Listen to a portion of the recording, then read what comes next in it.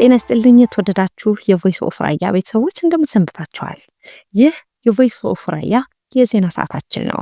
ዜናውን እንደሚከተለው እናቀርብላችኋለን።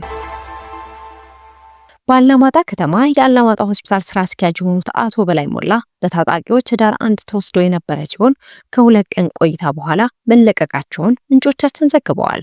እንደዚህ አይነት ነገሮች በማህበራዊ አገልግሎት ሰጪ ተቋማት ሲፈጠር የአካባቢው ማህበረሰብ ለተለያዩ እንግልቶችና በቀላሉ መዳንና እርዳታ ማግኘት የሚችሉ ህመሞችን ከባድ እንዲሆኑ ያደርጋል። ስለሆነም የፌዴራል መንግስት ለአካባቢው ማህበረሰብ ትኩረት ቢሰጥ መልካም ነው ይላሉ የአካባቢው ነዋሪዎች። በተመሳሳይ ዜና አቶ አበራ ደስታ የአካባቢ ጥበቃ ባለሙያ የሆኑ የለውጡ ደጋፊ ነህ በሚል ታፍነው መወሰዳቸውን ምንጮቻችን ዘግበዋል።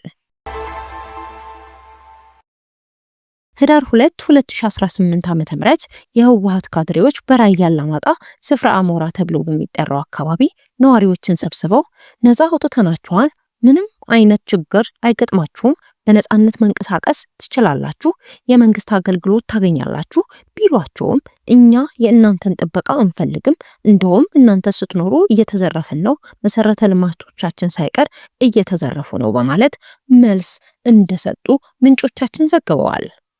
ሰላም ለሰው ልጆች ሁሉ ይሁን። ይህ ቮይስ ኦፍ ራያ ነው፣ የራዮች ድምጽ።